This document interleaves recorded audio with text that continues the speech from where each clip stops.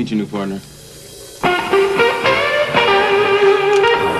I'm too old for this shit. Jingle bell, jingle bell rock. Jingle bell swing and jingle Lethal bells Weapon is a ring. 1987 action film directed by Richard Donner that would find box office success, spawn a franchise, and would become known as a Christmas-themed action movie. Mel Gibson stars as Los Angeles Police Narcotics Sergeant Martin Riggs, a former United States Special Forces soldier during the Vietnam War who has become suicidal and erratic following the recent death of his wife Vicky in a car accident. Many police in the department believe that Riggs is faking it to try and receive an early psychological retirement pension. Riggs is transferred over to the Homicide Division to work alongside Homicide Sergeant Roger Murtaugh, played by Danny Glover. File also said you're heavy into martial arts, Tai Chi and all that killer stuff. I suppose we have to register you as a lethal weapon. Hey, look, friend, let's just cut the shit. Now, we both know why I was transferred. Everybody thinks I'm suicidal, in which case I'm fucked and nobody wants to work with me.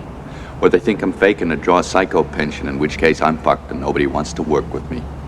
Basically, I'm fucked. Guess what? What? I don't want to work with you. Hey, don't. Ain't got no choice. Looks like we both are fucked. Terrific. Having just turned 50 years old, Murtaugh is happily married to his wife Trish, played by Darlene Love, and has 3 children, including the oldest daughter Rianne, played by Tracy Wolff. Daddy, this is my New Year's Eve dress. Don't you like it? Isn't it cool? It's beautiful. Happy birthday.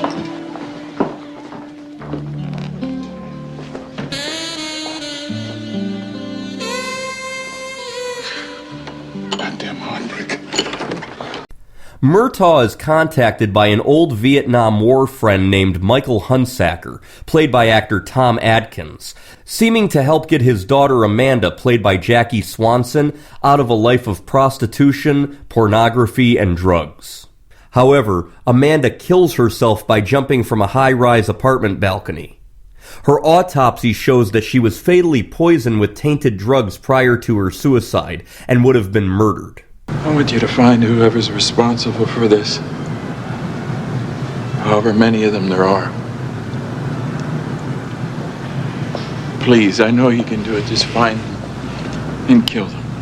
Mike, I'm a police officer. I don't give a shit you're a police officer, Roger. I know you're a fucking police officer. Kill them! Just kill them! When Riggs and Murtaugh go to question a prostitute who witnessed Amanda's suicide, the house explodes. When components of a mercury switch are found among the debris, Murtaugh and Riggs soon figure out that they're into something big. A special forces tattoo. Mercury switches. What the hell have we gotten into here? Yeah. Riggs eventually meets Murtaugh's family. We'll catch a little few things out there. That's what I caught my wife out there. But it's nice fishing out there. Mr. Riggs, would you like that tart? Thank you, yeah. Call me Martin. Martin. Mr. Riggs. Sit down. Brianne, this is not the first time we've had company. My name is Carrie. I'm no fairy. My sister's Sherry. She's in love with this guy named Carrie. Nicholas. And the two men become friends. You got a hell of a nice family there. Thank you. Well, look, I enjoyed the meal. Thanks a lot. Bullshit, but thanks anyway. You don't trust me at all, do you? You make it through the mob without killing anybody, especially me or yourself. Then I'll start trusting you. I do it real good, you know. Do what? When I was 19, I did a guy in Laos from 1,000 yards out. A rifle shot in high wind. Maybe 8 or even 10 guys in the world could have made that shot.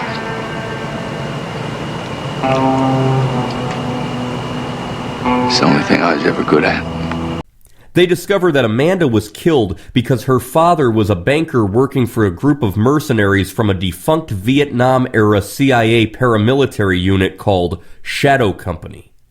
The group, led by General Peter McAllister, played by Mitchell Ryan, and his right-hand man, Mr. Joshua, played by Gary Busey, has been bringing heroin shipments into the country for years. After Hunsaker planned on blowing the lid on them, they had his daughter killed.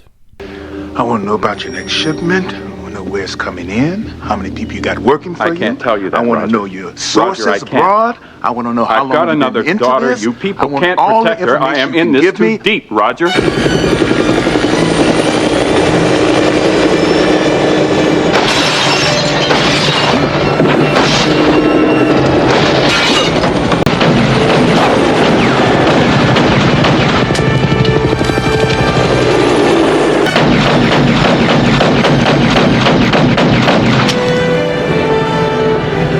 Riggs and Murtaugh must work together to take down the mercenaries before it is too late. This film was directed by Richard Donner. Donner was a prolific director who had worked directing television shows in the 1950s and 60s, including The Rifleman, Combat, and The Twilight Zone. In 1978, Richard Donner had directed the iconic film Superman. Leonard Nimoy was considered to direct, but he didn't feel comfortable doing action movies, and he was busy working on the film 3 Men and a Baby, which would wind up being the #1 film of the year in the United States. Recent UCLA graduate Shane Black wrote the screenplay in mid-1985. His agent sent it to producer Joel Silver, who loved the story and worked with Black to further develop the script. The first draft was 141 pages long and was much darker. Shane Black stated that he wanted actor William Hurt to play the role of Martin Riggs, but studio executives informed him that Hurt was too obscure for the role.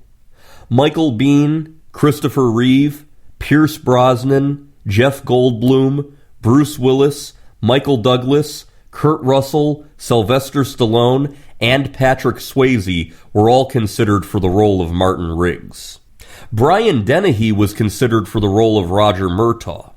Casting director Marion Doherty first suggested teaming Mel Gibson and Danny Glover together.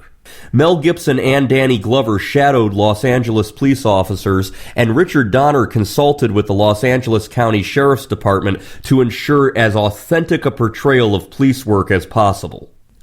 Danny Glover's character is 50 years old in the movie, but Glover was only 40 years old during filming. Mel Gibson was only 30 during filming, but his character is supposed to be 38. Danny Glover is only 14 years older than his on-screen daughter, Tracy Wolf, who was 26 years old when the movie was filmed in 1986.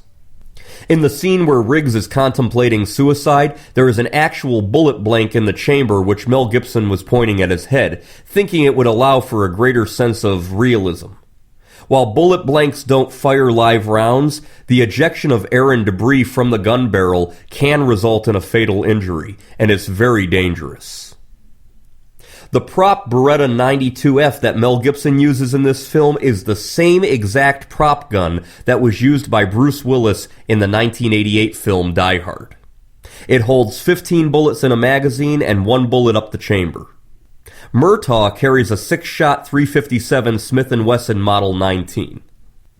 The phone that's used by Murtaugh in Amanda Hunsaker's apartment is a portable Radio Shack Model 17-1003, launched in 1986. Lethal Weapon is the first ever movie to show a modern cell phone. Jackie Swanson makes her film debut in this movie as Amanda Hunsaker. She would go on to have a recurring role as Kelly Boyd on the hit 1980s and 1990s NBC sitcom Cheers. Swanson performed the high fall on her own, trained by a legendary stuntman, Dar Robinson. The stunt was done using an airbag covered with a life-size painting of the driveway and cars, which, like a foreground miniature, visually blended into the real scene. Thus, the editor was able to hold the shot until just as she makes contact with the airbag, for greater realism. Lethal Weapon also features the film debut of actress Joan Severance, very sexy actress. She plays a sexy chick that Riggs handcuffs to a tree with another chick. Although the movie takes place during Christmas, the film was released in theaters on March 6, 1987. During its theatrical run, Lethal Weapon grossed a worldwide total of $120.2 million on a budget of just $15 million. Lethal Weapon was a huge box office success, and it became the 9th highest grossing movie of 1987 in the United States. Roger Ebert played a huge role in the film's success. When he and Gene Siskel reviewed it on their TV show, Ebert raved about it, saying the movie thrilled him from beginning to end. Lethal Weapons is the best pure action movie since Raiders of the Lost Ark, and in addition to the action, has a lot of tenderness and a lot of humor, too. He gave it 4 stars in a written review, and fans who had not been aware of the movie, which was released during the quiet movie period of springtime, went to see it after Ebert's great review, and soon widely agreed with him on its quality. The film's score and soundtrack was performed by Michael Kamen, David Sanborn, and Eric Clapton, who would perform the music for all 4 Lethal Weapon films. You really like my wife's cooking?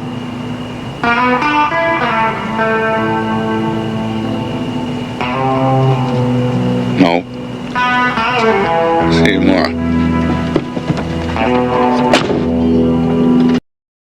There was actually a director's cut released on VHS in 1998. It featured a couple of scenes not seen in the theatrical version that are really good. One of them shows Riggs showing up on the scene of a school shooting, and, being rather suicidal, he walks straight up to the gunman and blows him away. I'm still here, asshole! What do you only do, kids? Shut up!